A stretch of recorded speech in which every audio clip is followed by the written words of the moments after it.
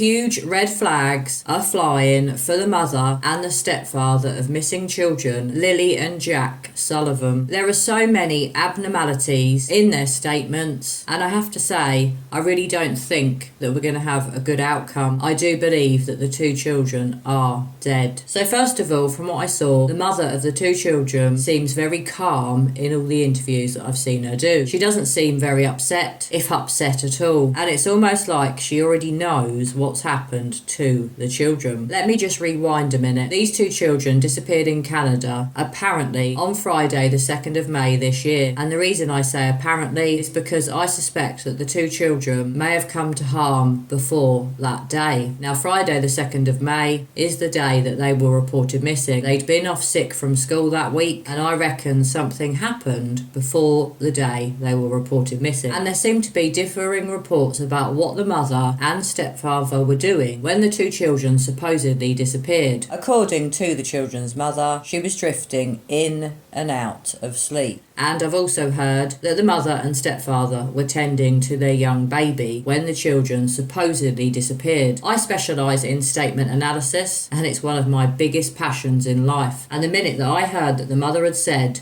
she was drifting in and out of sleep, I was very, very concerned. And this is why. Because maybe, just maybe, that could be an embedded confession, and maybe her two children had drifted in and out of consciousness. Because maybe their mother and stepfather, or at least one of them, attacked them and left them semi-conscious. There are so many huge red flags in all the statements and interviews that I've heard from the stepfather and the mother. This case concerns me greatly. I really do fear for Lilly and Jack. They're only 4 and 6 years old, and they've been missing for over a week. I am hoping to do a much more thorough statement analysis of some of their interviews, and I hope to get these videos out for you soon. And let's hope that soon these children are found. But what really concerns me is that the police in Canada have already said it's most likely that the children are dead. They've been gone for over a week. They're very small, they're very young, and how on earth could they be surviving on no food and no water unless they've been abducted? But I have to say, I really don't believe that to be true. I really do feel that their mother and stepfather are hiding something. And what's really, really interesting and concerning is that their mother is now currently staying with family and seems to have left the stepfather, or at least they've had a falling out. But what on earth did they have a falling out about? And I've also heard that apparently one of their neighbours didn't even realise that children lived with them. Maybe they knew about the baby, but they certainly didn't know about these two children. Why?